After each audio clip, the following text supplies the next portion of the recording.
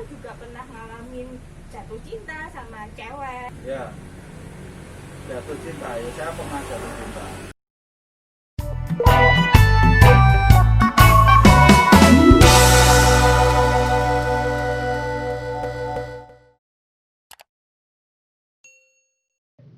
Halo Sobat Muda, selamat datang di Joglo Inspirasi. Tempat orang muda mendapat inspirasi. Perkenalkan, nama saya Suci. Hari ini saya ditemani oleh seorang frater. Siapakah beliau? Nanti kita akan kenalan dengan beliau. Hari ini nanti juga kita akan ngobrol-ngobrol bersama beliau. Oke, penasaran siapa frater yang menemani saya hari ini? Oke, silakan frater untuk perkenalkan diri frater. Ya, sebelumnya Mbak jangan panggil beliau ya. Saya kesannya terlalu tua. Terbiasa soalnya Oke, baiklah. Ya, saya masih muda juga. Oke. Ya. Oke, frater. Oke, Sobat Muda, perkenalkan nama saya Sebastianus Joko Purnomo, panggilan Joko atau Frater Joko. Ya, sekarang saya menjadi calon imam Kuskupan Surabaya. Saya masih dibina di Seminari Tinggi Providensia di Kuskupan Surabaya. Sekian. Ya, berarti di Surabaya ya, seminarinya. Oke. Ya, Frater, ini video pertama kita, first time kita buat video ini ya dengan kata Joglo Inspirasi ya. Ini tujuannya ya kita duduk di sini di tempat yang sejuk ya, Frater, sambil duduk-duduk, bisa sambil ngopi. Monggo kopinya diminum, Frater, enggak apa-apa. Minum dulu ya. Iya, diminum aja dulu, Frater. Karena kopi sumbang inspirasi. Nah, betul sekali ya. Kita biasanya kalau duduk-duduk gini sambil ngopi itu biasanya kan keluar inspirasinya. Kita mau ngapain, kita punya inspirasi yang macam-macam lah. Nah, di sini tujuannya juga seperti itu.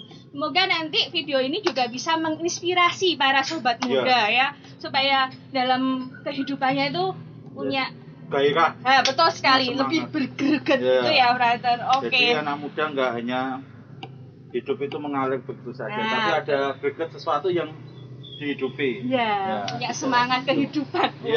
Semangat kehidupan. Oke, Frater, terima kasih.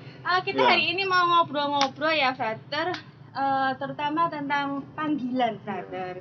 Karena Frater ini di seminari dan juga sudah lama ya, Frater. Sudah lama sekali. sudah mau tahbisan ini? Belum? Ya, puji Tuhan. Puji Tuhan. Oke, kita doakan saja. Oke. Frater, saya mau tanya. Dulu itu bagaimana kok bisa terpanggil untuk menjadi seorang imam? Iya, betul. Untuk menjadi seorang imam tuh pertamanya gimana? Apakah memang ya panggilan memang dari dasar hati atau memang disuruh orang tua awalnya seperti itu? Itu gimana, Frater? Ya, benih panggilan yang awal ketika saya muncul rasa keinginan menjadi imam itu ketika saya mengikuti menjadi putra-putri altar. Munculnya dari putra-putri altar. Jadi menjadi Medina, terus setiap minggu tugas, terus melihat imam mempersembahkan Ekaristi, lalu ngobrol dengan imam, lalu juga dulu sering diajak Romo pergi ke stasi yang kecil, kan jarang anak mudanya yang di sana jarang anak muda, sehingga kami saya kebetulan stasi yang besar, jadi anak mudanya masih banyak, diajak Romo ke stasi yang kecil untuk membantu Romo dalam perayaan Ekaristi.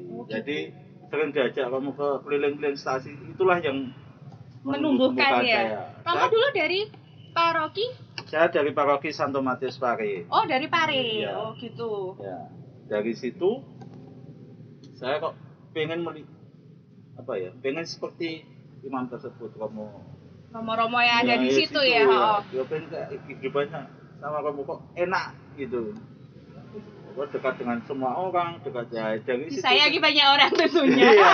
Dari situ awal saya kok pengen melihat pengen seperti Romo tersebut. Para Romo itu. Ya. Dari situ terus tetap muncul, terus bahkan dulu ketika saya Misdina itu cara saya latihan itu ya saya sama teman-teman beberapa orang itu ya mempraktekkan bagaimana merayakan Ekaristi. Ya Hmm. pakai misalnya anggungnya pakai teh, Oh. rotinya pakai roti mari. Mari. Ya. Oh. Jadi main misa-misaan. Seru Gitu. juga itu. Ya seru. Ya dari situ semakin muncul, semakin tumbuh. Lalu ketika SMP saya tanya bapak saya, nanti kamu mau sekolah di mana? Nah, terus yaudah saya jawab, saya pengen jadi Romo. Yaudah masuk seminari. Kebetulan om saya dulu pernah pernah tinggal di seminari, pernah hidup di seminari juga sama. Ya sampai kelas 3 atau di seminari baru. Dari informasi dari cerita-cerita om saya itu artinya semakin menambah semangat saya untuk ya seminari. Akhirnya tes di seminari Garut tahun 2010. 2010. Dari paroki saya yang ikut tes 5 orang. 5 orang. Terus orang, keterima semua? Keterima 4. Oh, 4. Masuk frater? Ya, termasuk saya. Terus di seminari satu tingkat sampai kelas 3 teman saya salah satu mengundurkan diri. Jadi dari Pare. Oh, dari Pare itu. Ya, 3 orang. Lalu kelas 4 satu mengundurkan diri. Terus 2. Sampai seminari tinggi 2 orang. Terus tingkat 4 kemarin di seminari tinggi mundur, jadi tinggal saya. Oh, tinggal angkatannya frater itu yang dari Pare cuma frater saja. Tapi total angkatan saya yang masuk seminari Garut dulu 30 orang. 30 orang, terus lulus kelas 3 23 orang. 23, oh banyak yang mau. Jadi satu mengundurkan diri, 6 7 mengundurkan diri. Tinggal 23 sampai kelas 3. Nah, terus kelas 3 sampai kelas 4 itu 18 orang. Ya, berarti mengundurkan diri 5 orang. Terus lulus kelas 4 12 orang. 10 masuk menjadi calon imam keuskupan Surabaya. Lalu 1 masuk biara Okso, 1 masuk kongregasi misi, tapi dua-duanya sudah keluar semua. Terus yang 10 ini tinggal 4 orang. Jadi sampai tingkat 6 ini, tingkat akhir ini tinggal 4 orang. 4. Dari 30 tinggal 4 orang saja yang masih melanjutkan. Tapi ya bersyukur ya masih bisa bertahan sampai saat ini. Ya, benih panggilan itu dari situ saya olah terus, terutama di seminari ya. Di seminari saya mengolah panggilan tersebut. Ya, terutama yang paling menguatkan saya ketika saya kelas 4 itu, setiap Sabtu Minggu, Sabtu pagi saya ngajar di sekolah. Oh, begitu.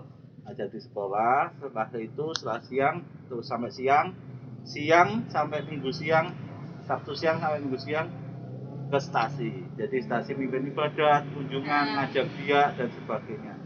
Terus tinggalnya di rumah umat. Ya, dari situlah muncul ya semangat saya semakin menumbuhkan kenapa saya ingin menjadi imam. Ya awalnya ya karena melihat stasi ini ya jangan dikunjungi imam karena imamnya sedikit. Dari rasa empati, rasa peduli itulah yang semakin menguatkan saya untuk saya masuk keuskupan Surabaya karena saya melihat bahwa masih banyak stasi yang membutuhkan pelayanan imam. Iya, betul sekali. Ya itu dari itu semakin menambah semangat saya untuk melanjutkan panggilan ini ke tahun rohani lalu seminari tinggi. Pada akhirnya saya menemukan bahwa panggilan imamat ini yang saya hidupi, refleksi saya bahwa ini bentuk saya mencintai Tuhan dengan menjadi imam. Ya menjadi imam bukan tujuan utama, tapi sarana bagi saya untuk saya mencintai Tuhan dan bersama. Dengan pilihan hidupnya menjadi imam kan. Seorang imam. Ya banyak cara panggilan, misalnya mencintai Tuhan dengan panggilan hidup berkeluarga. Panggilan hidup menjadi seorang suster, budak dan sebagainya. Dari situlah yang menguatkan saya sampai saat ini. Ya meskipun kadang ya loyo, kadang nggak semangat, kadang ya ada rasa kok jatuh cinta ya. Kok ada rasa tertarik dengan orang ini, tapi dengan mengingat pengalaman-pengalaman masa lalu atau pengalaman-pengalaman yang menguatkan itu yang buat saya tetap berjalan dalam jalan alurnya panggilan ini ya. ya. Gitu. Meskipun tertatih-tatih, kadang lari kencang, kadang pelan-pelan, tapi itulah yang tetap saya saya jalani sampai saat ini. Luar biasa, walaupun Gitu. ya harus berjuang ya, Ter ya, harus berjuang. Ya. Iya, oke. Terus kalau orang tua sangat mendukung ya, Ter ya, ini. Ya kalau orang dalam panggilan frater ini dukungan orang tua luar biasa juga. Oh, sangat luar biasa. Kalau orang tua saya, yang penting apa yang kamu jalanin itu baik, sangat mendukung. Ini frater berapa bersaudara? Saya dua bersaudara. Oh, dua bersaudara. Sama adik saya masih SMA. Cewek apa cowok? Cewek. Oh, cewek. Iya. Yang satunya jadi romo, yang satunya nanti jadi suster. Ya, terserah dia. Ya. Hidup dalam panggilannya masing-masing ya. Ya. Oke, Ter. Ini berarti sudah berapa tahun dalam menjalani panggilan yang menjadi menuju ke Imamat Hafisan. Ya, saya masuk seminari menengah tahun 2010, lulus 2014, berarti 4 tahun. Terus di tahun rohani 1 tahun. Seminari tinggi selesai tahun ini 6 tahun, berarti 11 tahun. 11 tahun. Luar biasa 11 ya, tahun. 11 tahun. 11 tahun itu wah perjalanannya. Ya, sejak lulus SMP ya, sejak lulus SMP. Jadi di Seminari Garum ya. Seminari Garum itu kan berarti SMA. Ya kan, SMA-nya di Seminari Garum. Terus masuk ke tahun rohani. Sebelum masuk kalau tahun rohani itu berarti di situ apa yang dilakukan? Maksudnya kita kan jarang ya, sobat muda itu jarang tahu. Kayaknya kan biasanya langsung dari seminari Seminari Garum itu terus langsung ke seminari tinggi. Ternyata masih di tengahnya itu ada. Itu. Kalau di tahun rohani itu yang diolah adalah hidup rohani, lalu pemantapan panggilan dan juga pengolahan pribadi. Jadi disiapkan benar-benar ya, Ter. Jadi lebih banyak aspek rohani, aspek mental dan pemantapan panggilan. Jadi untuk intelektual tidak menjadi tekanan.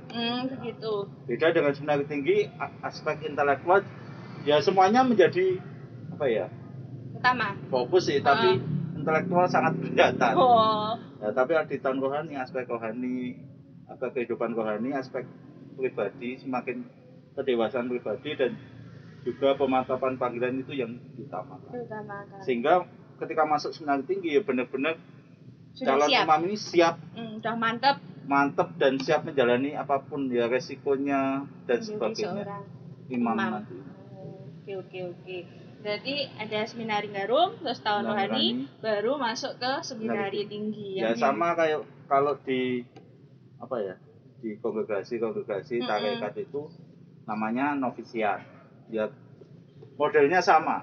Semua baik projo maupun tarekat itu model pendidikannya sama. Hanya beda penyebutan saja. Oke. Wah, luar biasa. 11 tahun. Aduh, 11 tahun menjalani ini tuh kayaknya ada suka dan duka ya, mestinya seperti yang tadi Frater katakan harus tertatih-tatih kayak lagunya Krispati aja. Itu kira-kira apa? Sukanya dulu apa, Frater? Kalau menjalani ini panggilan ini tuh sukanya apa? Apa ya sukanya? Ya setiap hari saya berusaha untuk suka. Karena walaupun tidak suka. Sudah mendarah daging atau ya sudah menjadi rutinitas saya, jadi saya menjalaninya happy. Nggak beban ya, Ter ya. Kalau dukanya mungkin atau sesuatu yang agak berat ya. Misalnya yang berat itu pertama soal mengolah kehidupan rohani itu sangat berat sekali bagi saya. Jadi prosesnya di tahun rohani sampai seminari tinggi itu bagi saya pengolahan rohani itu bukan seperti membalikan telapak tangan, tapi prosesnya berat. Karena menjadi imam atau romo itu disebut man of prayer, manusia pendoa. Dari situlah yang saya geluti saya perjuangan untuk hidup rohani saya untuk lebih mendalam. Itu yang membuat kadang berat dan juga studi. Nah, studi sulit ini ya juga, brother ya. ya sebenarnya kalau dilakukan juga nggak sulit, tapi karena tugasnya banyak dan sebagainya terus numpuk antara mata kuliah satu dengan yang lain banyak, ya itulah yang buat berat. Tapi puji Tuhan saya tidak pernah ya mata kuliah pelajaran-pelajarannya saya selalu lulus. Terus semua tidak pernah nunggak atau jadi lancar semua, ya, lancar jaya. Berat, ya, lancar jaya. Lancar, iya. Lalu, kan katanya kayaknya kalau pelajarannya untuk Romo itu luar biasa. Ya. Luar biasa. Jadi kalau di seminari itu ya untuk para frater pelajarannya itu filsafat dan teologi. Filsafat itu adalah apa ya? Filsafat adalah ibu segala ilmu. Jadi mempelajari banyak hal terus dan juga melatih cara pikirkan untuk terus bertanya, lebih mendalam lagi. Segala sesuatu memang dipertanyakan. Jadi mengolah cara pikir kita. Lalu teologi itu kita mempelajari ya membahas iman kita secara nalar. Ya pakai iman dan juga pakai ilmu nalar pengetahuan kita. Jadi itu yang kami pelajari para frater semua. Entah itu frater Projo atau frater tarekat apapun pelajarannya sama, filsafat dan teologi. Itu memang yang telah tertulis di Konsili Vatikan kedua. Dioptatam Toxius, ya dokumennya itu mewajibkan untuk belajar filsafat dan teologi. Lalu ya memang berat sih, tapi tetap saya jalani, tetap saya serius karena ya saya selalu mengingat komitmen saya. Kalau ini menjadi panggilan saya dan ini pilihan hidup saya, segala resiko atau hal apapun tetap saya harus jalani. Dilakukan ya. Berat, mudah apapun dilakukan. Ya itu. Ya karena sudah komitmen dari awal ya. Panggilan. Ya frater, panggah Romo ya. Soalnya muka saya tua ya. Sudah bau-bau mau jadi Romo. Ini kok panggilnya dari tadi tuh Romo. Ya. Frater. Wangel. Ya, frater. Tadi itu kan suka duka ya. Ada sukanya, ada dukanya ya. Sukanya ya seperti itu, dukanya seperti itu. Terus frater kalau lagi duka, lagi mengalami ya namanya tadi yang dikatakan tertati-tati, ada pasang surutnya gitu. Caranya frater untuk menanggapinya, mengatasinya itu gimana? Oh, saya lagi istilahnya lagi bukan duka, lagi masa-masa sulit atau masa-masa kering dalam panggilan itu yang saya alami, yang saya lakukan adalah saya tetap menjalani aktivitas aktivitas keseharian saya dengan entah itu rasanya malas, rasanya apa, tetap saya lakukan. Itu pertama.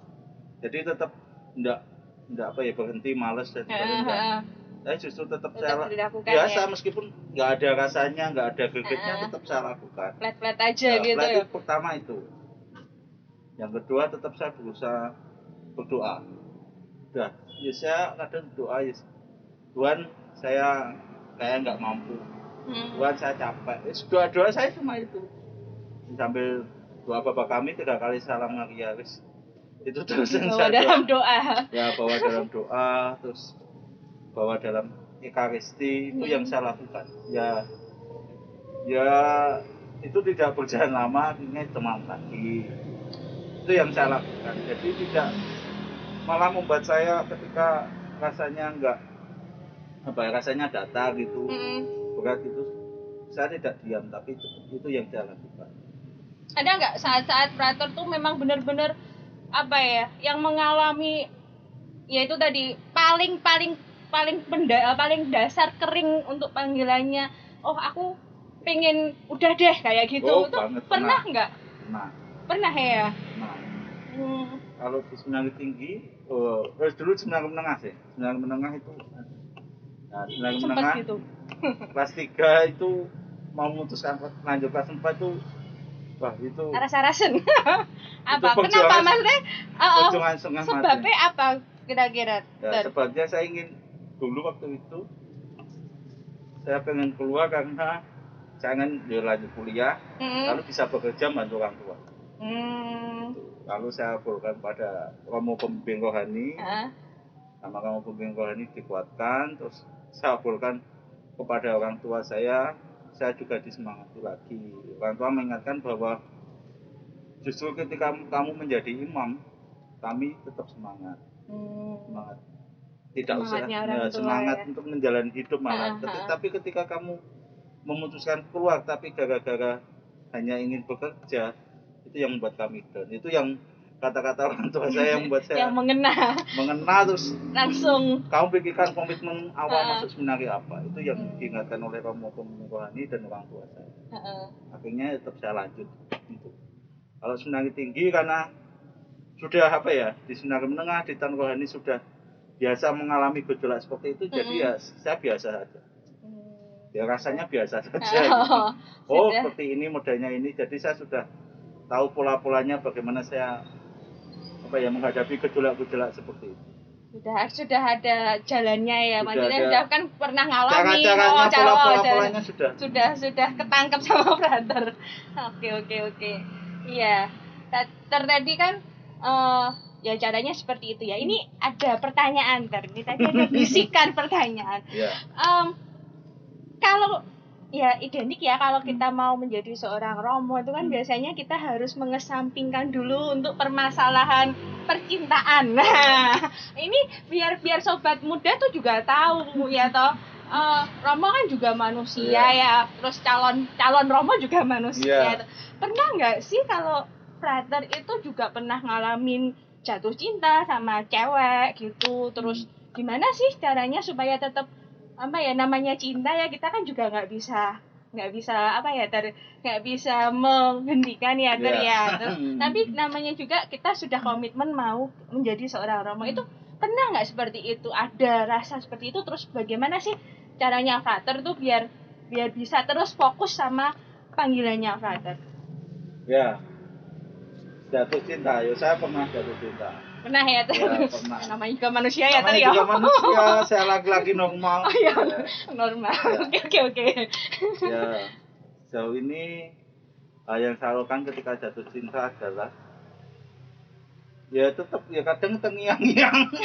Namanya orang kasmaran ya. Tapi saya berusaha untuk senantiasa ingat komitmen saya. Saya jadi romo. Kalau ini menjadi pilihan hidup saya, ya tetap saya jalani ini.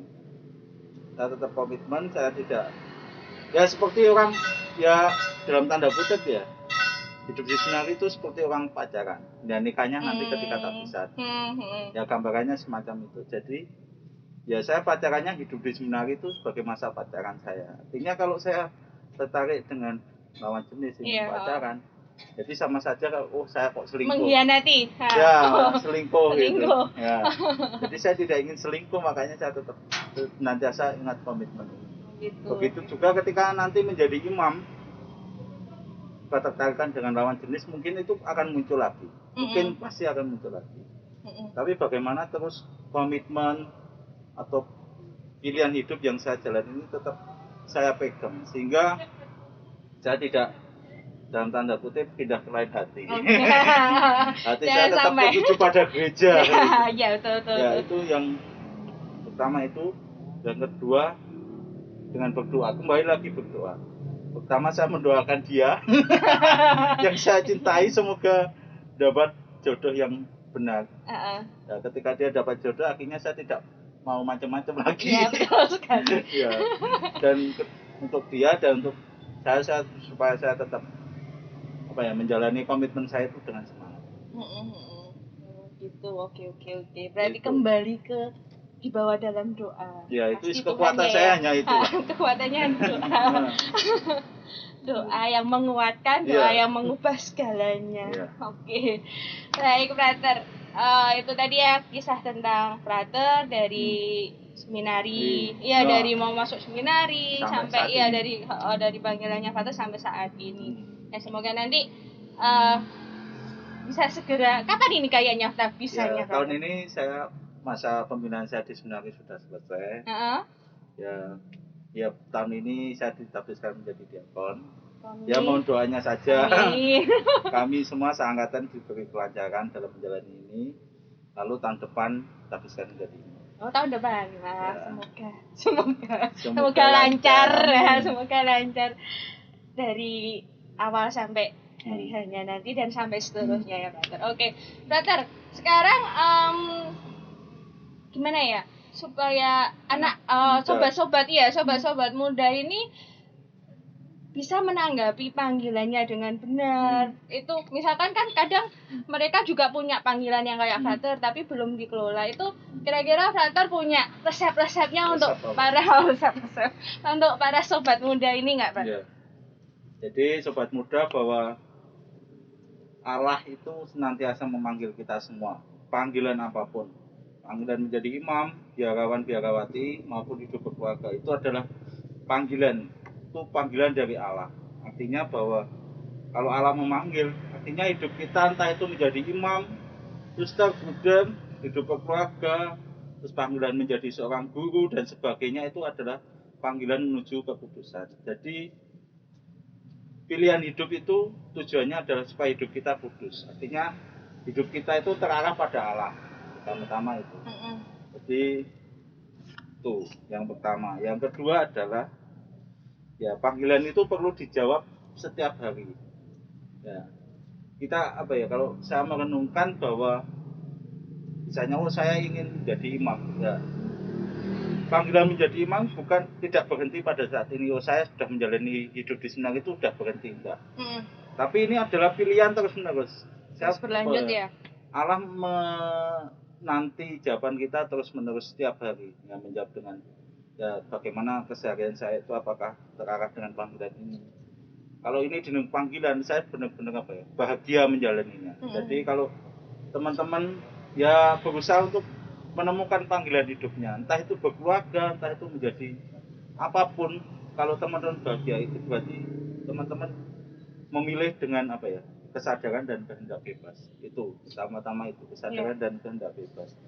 Yang ketiga adalah ini, panggilan hidup itu bisa muncul dari apapun.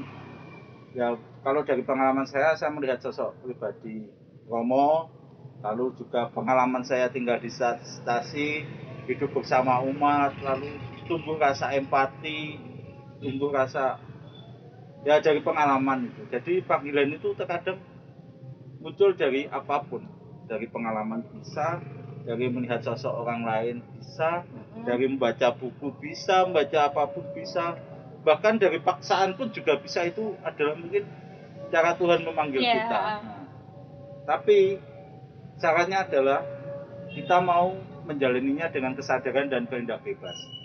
Kalau itu memang paksaan, misalnya paksaan, kalau kita menjalaninya dengan kehendak bebas ya udah, itu nggak usah dijalani. Jadi ya cara Tuhan untuk memanggil kita itu banyak hal. Seperti Yesus memanggil para muridnya kan banyak hal. Iya, banyak. Hanya melihat Petrus yang di pinggir pantai sedang membersihkan jalannya, terus melihat Matius di posnya untuk pemungut cukai itu, ya caranya macam-macam lah. Banyak hal. Jadi yang dibutuhkan adalah kesadaran kita, terus bagaimana kita terus berefleksi, apakah ini panggilan dari Tuhan atau mungkin ini hanya keinginanku saja. Tuh. Jadi caranya adalah membuka diri pada rahmat Tuhan, lalu juga jangan lupa untuk berdoa. Dari situlah kita mengetahui apakah pilihan hidup yang saya jalani ini benar-benar panggilan dari Allah, apapun itu panggilannya. Itu. Oke. Ya. Berarti kalau memang sobat muda ini sudah ada benih-benih panggilan, ya jangan ragu-ragu lagi ya, tumbuhkan terus, ya kan, tumbuhkan terus supaya panggilan itu memang benar-benar bertumbuh dalam dirinya, sehingga ya bisa seperti Frater saat ini. Kan pokoknya nggak boleh ragu ya kan, jadi Romo itu stop, pokoknya pokoknya enak. Karena dalam hal apa tuh udah nanti biar dirasakan sobat muda yang panggilannya untuk menjadi seorang imam. Oke, Frater diminum lagi, Frater sudah ngobrol banyak, nanti haus kok. kasihan kopinya dingin. Kopinya sudah menginspirasi kita Ya. beberapa jam ini tadi. Oke, brother. Ada pesan lagi mungkin buat Oh ya, Sobat lagi muda. bahwa teman-teman panggilan itu ada berbagai macam, termasuk panggilan hidup berkeluarga. Hmm, Jadi kalau teman-teman mau hidup berkeluarga ya teman-teman harus ya setia. iya. Gitu. Sama juga panggilan jadi imam, jadi biarawan harus setia. Jadi kalau itu teman-teman milih panggilan apapun ya setia, Harus setia. terus selalu dibawa dalam doa. Nah, itu diingat itu setia. Yang saya juga perjuangkan sampai saat ini dan sampai nanti itu. Ya. Jadi perjuangan saya juga belum Belum selesai. selesai. Iya. Itu masih mau jadi awal ya, Iya. awal perjuangan. Kalau brother Iya. sudah menjadi seorang romo, Iya. pastilah kerikil-kerikil yang tajam itu lebih tajam lagi, tertatih-tatihnya mungkin juga lebih lagi. Tapi Iya. ya itu tadi, brother sudah bilang bahwa kekuatan doa itu luar biasa. Iya. Dan yang penting apa setia. Setia ini ya susah susah tapi ya harus dijalanin ya kan dalam hidup panggilan kita apapun panggilan itu ya, menjadi seorang romo, suster ataupun hidup berkeluarga, kita harus tetap setia dan kita bawa dalam doa. Oke. Terima kasih brother untuk Ya, hari ini. sama-sama. Tidak terasa sudah petang. Gelap. Ya sudah Sudah petang. Gelap. Kereta juga sudah banyak yang lewat, tadi nggak terasa. Kita sudah penuh dengan inspirasi. Mungkin Ya. juga sobat muda juga sudah terinspirasi dari panggilannya brother. Oke. Terima kasih banyak brother. sama-sama. Ya. Kapan pulang? Saya tanggal 17. 17. Oke, ya semoga Ya. sukses Ya. terus sampai nanti tabisan Ya. ya, sampai menjadi seorang imam, semoga tetap setia. Ya. Saya tunggu kabarnya untuk tabisan. Iya. Oke, baik sobat muda, kalau kamu suka video ini jangan lupa apa Tan? Like, Like, comment, and subscribe. And subscribe ya. Baik brother, terima kasih, kita pamit ya. Ya, terima Ya. kasih banyak juga. Terima kasih juga brother. Bisa sharing-sharing. Iya, betul sekali, saya sharing-sharing. Terima kasih juga para sobat muda yang masih setia dengan video kami. Oke? Ya. Bye-bye. Bye.